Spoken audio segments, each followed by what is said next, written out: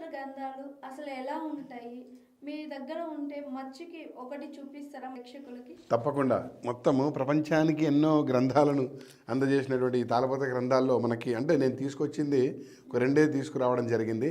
అయితే దీంట్లో జ్యోతిష్యము, మంత్రశాస్త్రము, ఆయుర్వేదం వివిధ అన్ని సబ్జెక్టుకి సంబంధించినవి ఉన్నాయి.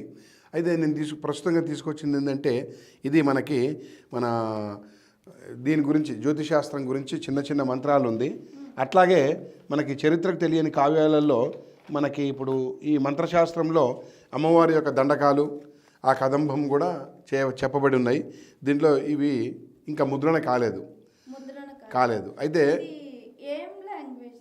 ఇది మన సంస్కృతము, తెలుగు పదాలు తెలుగులో రాశారు. భాష సంస్కృతము, లిపి మాత్రం తెలుగు. అట్లా భాషా లిపులు మార్పు ఉంటాయి.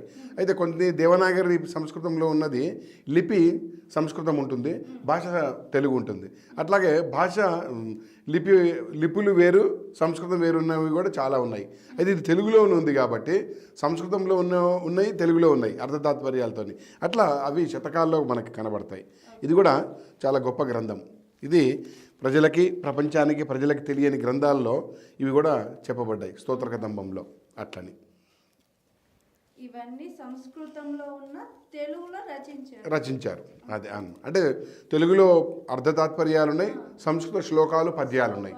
పద్యాలేమో తెలుగు, సంస్కృతం అంటే శ్లోకాలు అంటే సంస్కృతం, తెలుగులో కూడా అనువదింపబడ్డాయి కొన్ని. అట్లని అదే ఇదేమో మనకి ఇప్పుడు ఈ మంత్రశాస్త్రంలో మనకి ఉమామహేశ్వర వ్రతకల్పం అని ఉంది. దాంట్లో ఈ యొక్క శక్తి స్వరూపమైనటువంటి అమ్మవారిది కూడా చెప్పబడింది. మన అమ్మవారు ఉమామహేశ్వరి వ్రతకల్పంలో ఇప్పుడు చాలామంది సంస్కృతంలో ఉన్నాయి, వేదాల్లో కూడా. అయితే దీంట్లో ఏంటంటే విశిష్టమైనటువంటి యొక్క ఉత్కృష్టమైనటువంటి గొప్ప చెప్పబడి ఉన్నాయి దీంట్లో. ఆ ఉమామహేశ్వర వ్రతకల్పంలో మనకి ఆ యొక్క వ్రతకల్పంలో ఇప్పుడు అమ్మవారి యొక్క స్తోత్ర గ్రంథంలో కూడా మన ఈశ్వర ఉవాచ చెప్పారు, అవి కూడా దాంట్లో చెప్పబడ్డాయి. ఇప్పుడు ఇది కూడా ముద్రణ కాలేదు. అది ఇప్పుడు ముద్రణ కానీ చాలా ఉన్నాయి. వీటిలలో ఇప్పుడు నేను తీసుకొచ్చింది మాత్రం ఈ 3 మాత్రమే తీసుకొచ్చి రావడం జరిగింది. అదే అయితే ఈ తాళపత్ర గ్రంథాల్లో గ్రాంధికంలో కానీ లేదా సంస్కృతంలో కానీ తెలుగులో కానీ ఒక చిన్న 2 లైన్స్ ఏదైనా పద్యం తప్పకుండా. అయితే ఇప్పుడు మనకి పూర్వకాలంలో చాలా ఉన్నాయన్నమాట. కన్నులు మూసుకొని నాదు గన్న త్రికూటములోని గాలిచే సన్నపు దిడ్డి దూరి జలజంబులు అంటే కన్నులు జలజంబుల నిచ్చెన ఎక్కి మెంటిపై వెన్నెల రాజుగాంచి నిశివేళల యందు అంటే రాత్రి పగలు నీవే నేనయ్యి నేనే నీవై ఉన్న నిజ స్వరూపము నుండునయ్యా శరభాంకలింగమా అని మకటంతో రాశారు. అంటే మనకి కన్నులు ఏదైతే ఉంటుందో ఆధ్యాత్మిక పరంగా మనకు మానసికంగా ఆధ్యాత్మికపరంగా ధ్యానపరంగా భగవంతుని స్మరించడం కోసము కన్నులు మూసుకొని త్రికూటములోని ఉన్నటువంటి ఒక గాలి ఏదైతే ఈ జలజంబులు నిచ్చెన అనేది ఉంది, దాని ద్వారా వెళ్తే నీవే నేనే అయి ఉన్న ఆ యొక్క శక్తి స్వరూపమైనటువంటి ఏదైనా ఓంకారం కానీ శైవం కానీ వైష్ణవం కానీ శాక్తేయం కానీ ఇవి మన ఈ యొక్క దేవతల స్వరూపం మనకు కంటిలోనే కనబడుతుందని స్పష్టంగా చెప్పబడింది. అది అందుకని కన్నులు మూసుకొని నాదు గన్న త్రికూటములోని గాలిచే సన్నపు దిడ్డి దూరి జలజంబుల నిచ్చెన ఎక్కి మెంటిపై వెన్నెల రాజుగాంచి నిశివేళల యందు నీవే నేనే నీవయ్యున్న నిజస్వరూపము నుండునయా శరభంకలింగమా. ఇది చాలా గొప్ప పద్యం, ప్రపంచానికి తెలియదు. అట్లా ఆధ్యాత్మికపరంగా భగవంతుడు ప్రత్యక్షం కావడానికి ఇది కూడా ఉంది. అట్లాగే తెలుగులో ఇది చక్కటి శతకాల్లో కూడా మనకు చెప్పింది. వాలిన ఇంద్రియాల కవాటములన్నీ మూసి నెమ్మదిన్ తాళము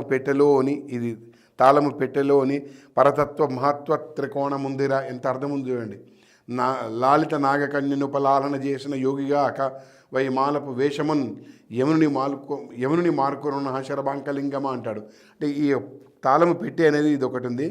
ఈ బృగటి స్థానం ఇడిపింగళ నాడుల కలయిక వల్ల ఇక్కడ ఉన్నటువంటి యొక్క తత్వం ఏది మూడో నేత్రం త్రినేత్రం అనేది ఈ యొక్క దాని మీదే ఉంది. ఈ స్ప్రాకెట్ ఈ యొక్క త్రినేత్రాన్ని ఓపెన్ చేస్తే అంత శక్తిమయము మొత్తం సర్వం భగవంతుడు కనబడతాడు అన్న పద్యము కూడా చెప్పబడింది. అట్లా ప్రపంచానికి తెలియని పద్యాల్లో ఇటువంటి గొప్ప గొప్పవి ఉన్నాయి. అందుకని గ్రాంధికం ఉండొచ్చు, మళ్ళీ తెలుగు ఉండొచ్చు, మళ్ళీనేమో సంస్కృత పదాలు కూడా మిళితమై ఉన్నాయి.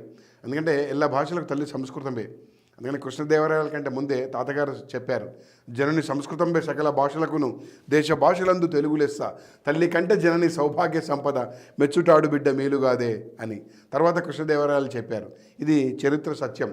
అయితే కృష్ణదేవరాయల వారు రాజు కాబట్టి ఆయనది ఎక్కువ వచ్చింది, శ్రీనాథ కవి సార్వభౌముడు తక్కువ. అందుకని శ్రీనాథ కవి సార్వభౌముడు వేసినటువంటి దాంట్లో కూడా చాలా ఉన్నాయి, దరువులు ఉన్నాయి, పద్యాలు ఉన్నాయి, రగడలు ఉన్నాయి. కాశీఖండము, భీమఖండము, హరవిలాసమే కాకుండా ఇంకా చాలా ఉన్నాయి. తెలంగాణలో దరువులు వేశారు, చాలామందికి తెలియదు.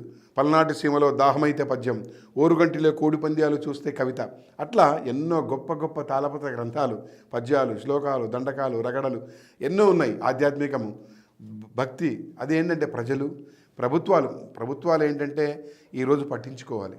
ఇది మన సొమ్ము, మన ప్రజల సొమ్ము, ప్రభుత్వాల సొమ్ము.